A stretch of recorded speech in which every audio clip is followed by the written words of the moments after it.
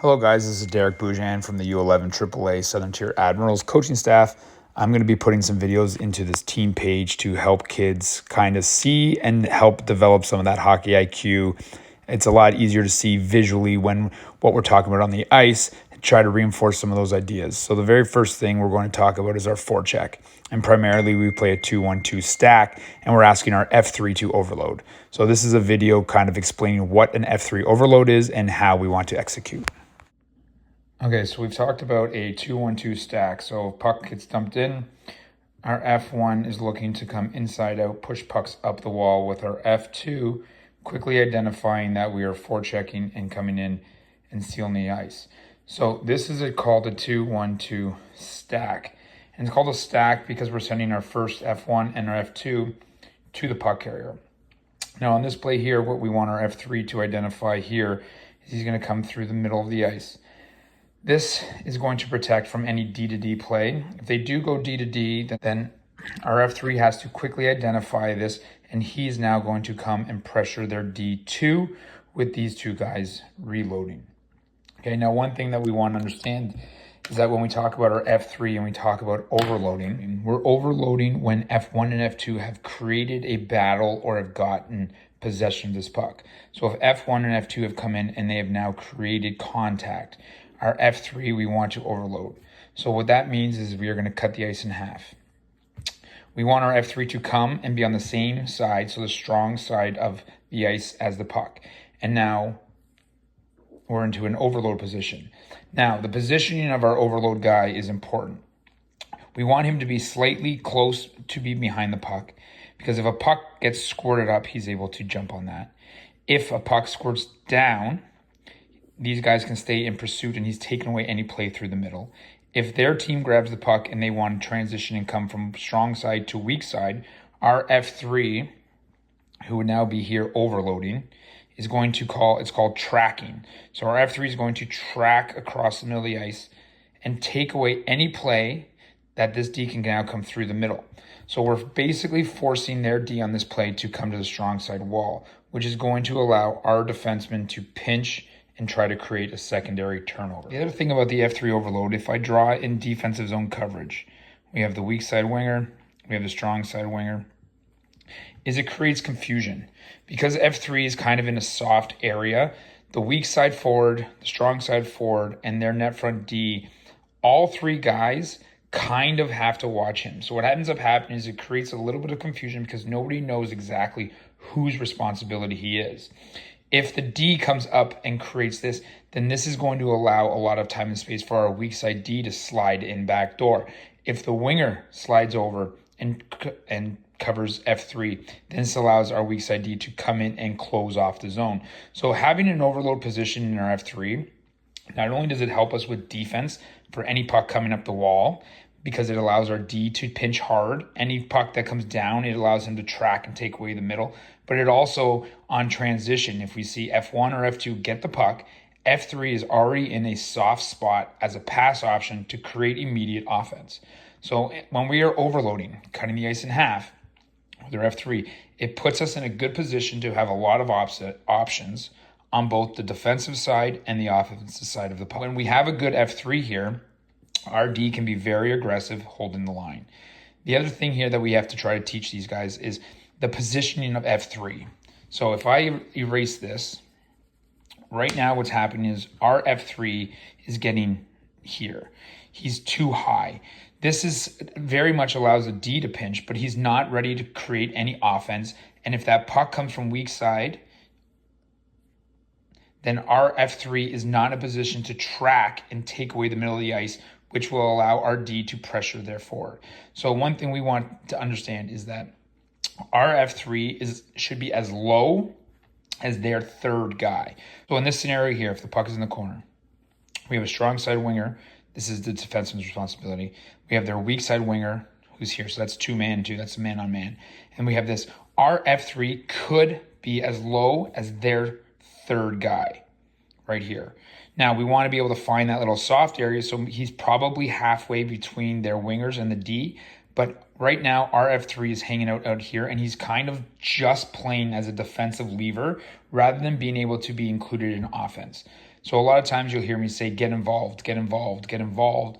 That's because our F3 needs to be more active in the role where he's able to help out on the defensive side and the offensive side. So this is what overloading is. I have some clips here to kind of reinforce what we're looking for in these overloading positions. And now I hope this helps understand a little bit of what the role of F3 is, because F3 is playing both sides. He's got to be ready to be included in offense, but he also has to be a defensive lever for our defensemen to be very aggressive. All right, we have some clips from some of our games, and we're going to be looking at our F3 and how an overload would affect some of these plays. So we're going to identify our F1. Our F1 here is putting pressure on this puck right now. So we have 1, 2, here's our F1 and our F2. So these two guys now being on the weak side, they need to start to go hard as they can to get involved in this play here. Whoever the third guy on this play is going to identify that he becomes F3.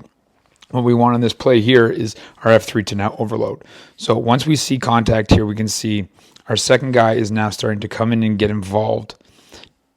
So right here, this is now becoming our F3. What we talked about earlier in the play as we let this continue, so we can see how he starts to fade over to the weak side. If that puck comes up the wall, he's able to quickly jump on that play.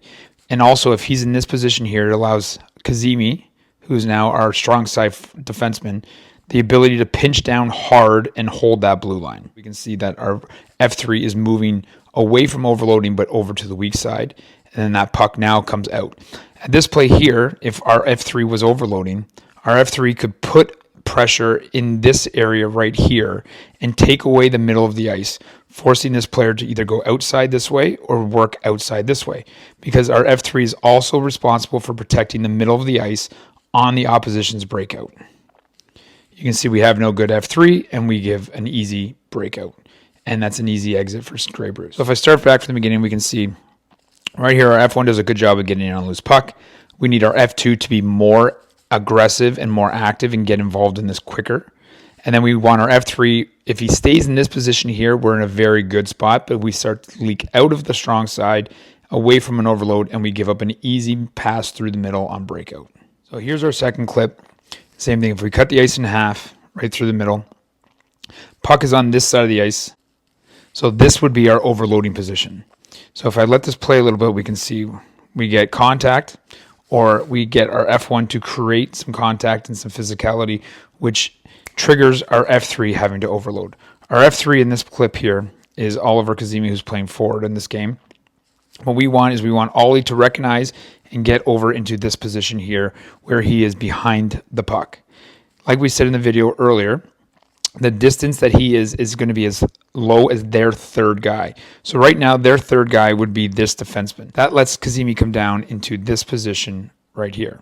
Now, if we let this play continue, we can see that we do not have an overload here. So the big part of the ice that is available for breakout and the soft spot that we want to attack on offense is right here for Burlington and right there for Southern Tier. If we have our F3 into this area where he's overloading behind the puck and we get possession of this puck, our F3 is immediately available to create offense by finding that soft area.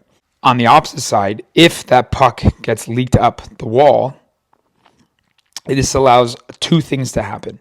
It allows our strong side D, because he has support from the F3, to pinch down hard and put pressure on that puck coming up the wall. And Ollie, who's F3, would now come back and cover.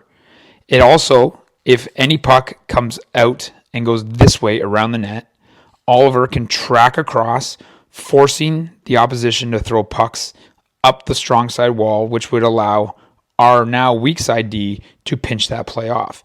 So the options that F3 overloading gives us on both the offensive side and the defensive side are very, very much in our favor. So if I let this play, we can continue to see here. We've created a turnover, or we've created a battle. F2 is in. Our F3 is in front of the net. That puck comes up the wall where now our D cannot pressure because we don't have the support from F3. And now it's an easy breakout. Okay, one more time. Puck comes in the corner. We get in. Good forecheck by F1. F2 again is a little bit delayed. And now our F3 is not overloading, which doesn't let our D put immediate pressure and pinch. And now it's an easy exit for Burlington. So this is the last clip I'm going to break down. So you can see this is a game against Credit River. And we can see as this puck comes in, we're doing a good job as F1, putting pressure and getting in on a loose puck. Our F2 does a good job here and sees that there's a turnover or a battle, and he gets involved. So in this position here, we're doing a very good job of getting in on a loose puck and creating chaos on the forecheck. What we want to identify here is we want to identify that our F3 immediately has to see that there's contact or there's a battle, and he has to get over and he has to overload this side. That circle is about where we would want him to be, because the second that puck starts to leak up this wall here, he's able to now put immediate pressure on that forward, or again, our strong side D can put immediate pressure. So we can see there's a delay in getting across on the overload. And now it's an easy breakout because we cannot pinch down on this because he doesn't have support from our F3 who is on the wrong side of the ice.